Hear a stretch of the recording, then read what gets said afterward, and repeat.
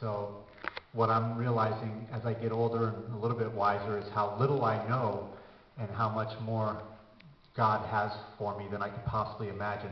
So if I just put one foot in front of the other and see how I can be of service and do what I need to do to stay sober one more day, God takes care of the bigger things. Like recently, the Orange County just did a story on me. I was on the front page, and I'm like, wow, that was what I've been shooting for this whole time. And now that it's happened, it's like no big deal. It's over and done with. So just give God the chance to keep working the miracle that is you, and get a sponsor.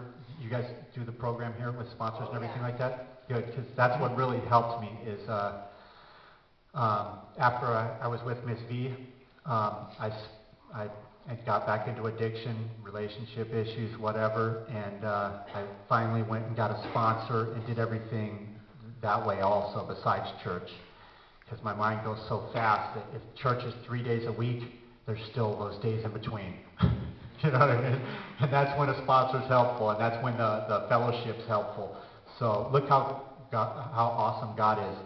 Where my wife got sober in Orange County, she went to a group, Do It Sober group, pretty big group over there, and I saw her glowing, and she's like, come on, get a sponsor. So I went and got a sponsor, and my sponsor is another writer, a prolific writer that used to be a Hollywood producer.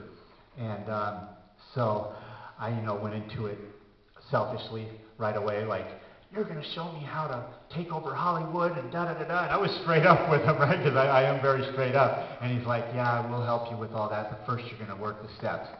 And so it took however long it took like 6-7 months before I worked the steps with him. And we went through each step, and it was awesome. When I did the 4th step with him, it was like, I don't know if you guys got to this point or if you've been there or past it or what, but if you guys have, the 4th step's kind of trepidatious to where you have to trust somebody else with your baggage, and you wonder how they're going to judge you.